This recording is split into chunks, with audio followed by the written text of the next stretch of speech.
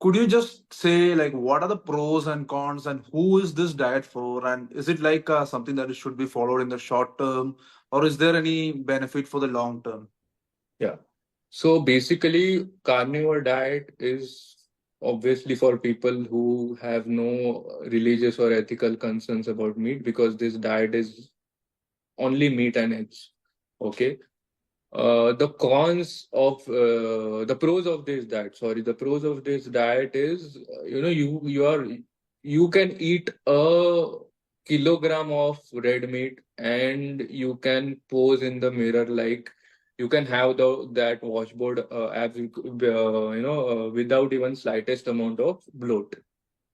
That is one of the main, you can have a kilo. So I used to have a kilogram of meat and no bloating, nothing, no water retention, nothing at all, no burps, and I could work out in the next half hour.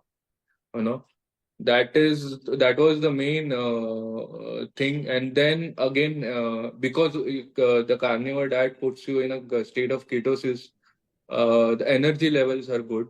Okay, you can your capacity to fast, for 22 hours or one day, you can go without food. I remember when I used to be on a carnivore diet and we used to go on long journeys. Okay, 6 hours, 8 hours, or even 12 hours. All my friends used to feel hungry or they used to carry snacks, but I could fast for like the whole journey on just plain simple water. That's it.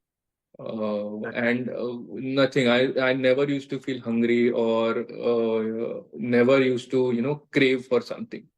So that is another thing that you can fast. Okay. One more thing, but again, then I noticed that adding more carbs was, beneficial for strength for me. But initially, when I opted a carnivore diet, it gave a slight boost to my strength. So I owe that to addition of red meat. But I'm still figuring out what was the real reason for that, because the protein amount was same. Only the source I changed from chicken to red meat, and that gave a big boost to my strength. So that was it. So I'm guessing that it was the recovery, I guess. So I you, guess uh, certain, yeah, if I had to add my point, I think certain amino acids were more in red meat. yeah, yeah. And it helped in recovery, and it boosted my strength. So that is one. Again, if someone has gut issues or even autoimmune issues, this diet works like magic. You must have seen cases, you must have worked on cases also.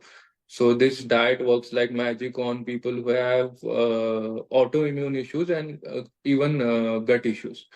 So the only no, it's not a shortcoming, since we know about cholesterol and all. But the only shortcoming of the diet is, it's not really a shortcoming, but for some people, looking at their lipid profile, because it skews your lipid profile for a while. Okay, your cholesterol and your LDL cholesterol and everything rises, though your triglycerides come down, but your cholesterol levels and those rise a lot, and that can be concerning for people. So for some people who don't have any knowledge about it, since we know, we are cool about it, but again, that can have a shortcoming. For example, if you have overseas clients and their the insurance and everything, the medical insurance, that depends upon their blood reports. Okay. And if the cholesterol levels are high, come on a higher side on what is, as opposed to the general guidelines, they might have trouble getting that insurance.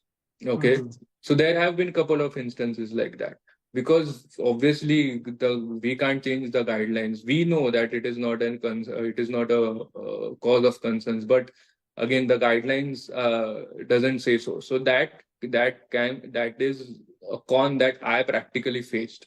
Okay, with Right. one or two of my clients, then I had to put them on a carbohydrate, that helped them lower their cholesterol.